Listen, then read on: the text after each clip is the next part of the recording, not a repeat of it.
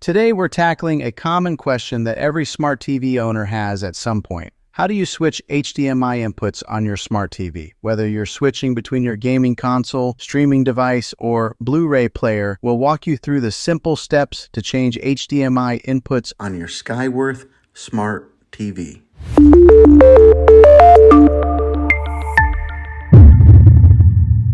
First things first, locate the HDMI ports on your smart TV. Typically, these are found on the back or the side of your TV. Each HDMI port is labeled with a number, like HDMI 1, HDMI 2, and so on. This labeling will help you identify which port is connected to which device. For example, HDMI 1 might be your cable box, while HDMI 2 could be your gaming console. Before you switch inputs, make sure the device you want to use is powered on. For instance, if you want to use your PlayStation or Fire Stick, turn it on first.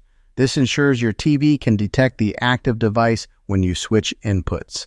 Now grab your TV remote and look for a button labeled Input, Source, or sometimes AV. Pressing this button will bring up a menu on your screen showing all the available inputs. Use the arrow buttons on your remote to navigate through the options. Scroll through the list until you find the HDMI input that corresponds to the device you want to use. For example, if your gaming console is connected to HDMI 2, highlight HDMI 2 on the menu and press the OK or Enter button on your remote. Your TV will switch to that input and you'll see the device's screen appear. What if you've lost your remote? Don't worry. Most smart TVs have physical buttons on the side or bottom of the screen. Look for the Input or Source button and press it repeatedly to cycle through the available HDMI inputs. Stop when you reach the one you need. Here's a bonus tip. On many smart TVs, you can rename your HDMI inputs to make them easier to identify. For example, you can rename HDMI 1 to cable box and HDMI 2 to gaming console. This option is usually found in your TV's settings menu